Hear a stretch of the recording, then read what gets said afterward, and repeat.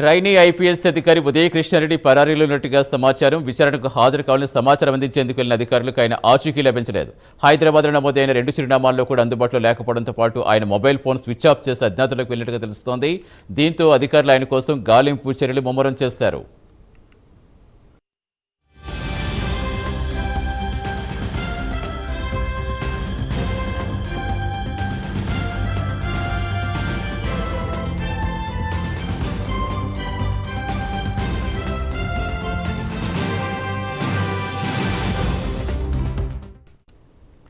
Trainee IPS అధికారి ఉదయ కృష్ణారెడ్డి పరారీలో ఉన్నట్టుగా సమాచారం. విచారణకు హాజరు కావాలని సమాచారం అందించేందుకు వెళ్లిన అధికారులకు ఆయన ఆచూకీ లభించలేదు.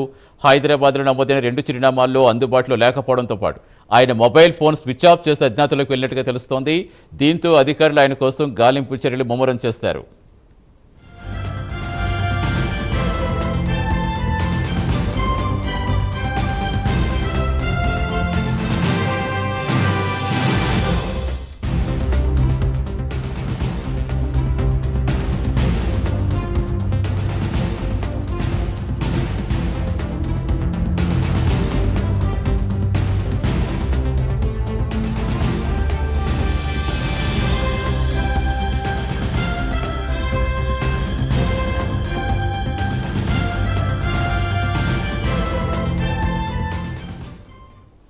ట్రైనీ ఐపీఎస్ అధికారి ఉదయ కృష్ణారెడ్డి పరారీలో ఉన్నట్టుగా తెలుస్తోంది.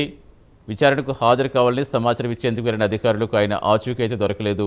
హైదరాబాద్లో మొత్తం 2 చిరునామాల్లో నమోదైంది ఆయనది. కానీ అక్కడ 2 చోట్ల అందుబాటులో లేకపోవడంతో ఫోన్ చేస్తే ఆయన మొబైల్ ఫోన్ కూడా స్విచ్ ఆఫ్ చేసి అజ్ఞాతంలోకి వెళ్ళినట్టుగా తెలుస్తోంది.